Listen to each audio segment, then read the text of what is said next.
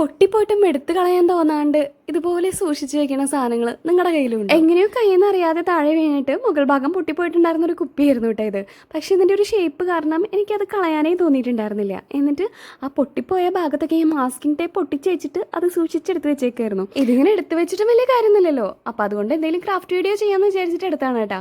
Masking ടേപ്പൊക്കെ അയക്കണതിൻ്റെ ഇടയിൽ ആ ഷാർപ്പായിട്ടുള്ള ഭാഗം കൊണ്ടിട്ട് കൈ ചെറുതായിട്ടൊന്ന് മുറിയുകയും ചെയ്തു. ഇനി ഇതിനേക്കാളും വലിയ മുറിവുണ്ടാവരുതെന്ന് വെച്ചിട്ട് ഞാൻ ആദ്യം തന്നെ ആ ഷാർപ്പായിട്ടുള്ള ഭാഗത്തൊക്കെ ഗ്ലൂ ഗണ്ണ് വെച്ചിട്ടൊക്കെ ഒന്ന് തേച്ച് കൊടുത്തു കേട്ടോ. എന്നിട്ട് പിന്നെ അതിൻ്റെ സൈഡിലൊക്കെ ഇതേപോലെ ലൈൻസ് പോലെയായിട്ട് ഇട്ട് കൊടുത്തു. കുപ്പിയുടെ നമ്മൾ കംപ്ലീറ്റ് ആയിട്ട് ലൈൻസ് ഇട്ട് കൊടുത്തിട്ടുണ്ട്. പിന്നെ ബ്ലാക്ക് കളറുള്ള സ്പ്രേ പെയിൻറ് അടിച്ചു കൊടുത്തു കേട്ടോ. അപ്പം നല്ല ഭംഗിയുണ്ടായിരുന്നു കാണാനായിട്ട്.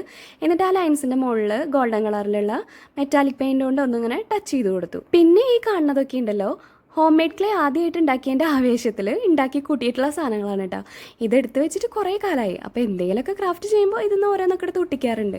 എന്നാൽ പിന്നെ ഇതും എടുത്ത് ഒട്ടിക്കാമെന്ന് വിചാരിച്ചിട്ട് കുറച്ച് പൂക്കളും ഇലകളും ഒരു ബട്ടർഫ്ലൈനും ഒട്ടിച്ചു കൊടുത്തു. പെയിൻ്റൊക്കെ അടിച്ച് കഴിഞ്ഞപ്പോൾ എനിക്ക് തോന്നി ബട്ടർഫ്ലൈ ഇല്ലാത്തതാണ് കുറച്ചും കൂടി ഭംഗിയെന്ന്. അങ്ങനെ ഞാൻ ആ ബട്ടർഫ്ലൈനെ അങ്ങോട്ട് എടുത്ത് മാറ്റിയിട്ടാ. ഇതിനെ നമുക്ക് വല്ല ഷോ പീസായിട്ടോ അല്ലെങ്കിൽ ഒരു ഫ്ലവർ വേസ് ആയിട്ടോ എന്ത് വേണമെങ്കിലും ചെയ്യാട്ടോ. പൈസ ചിലവില്ലേണ്ട ഒരു ഫ്ലവർ വേസ് തന്നെ റെഡി ആയിട്ട് കിട്ടിയിട്ടുണ്ട്.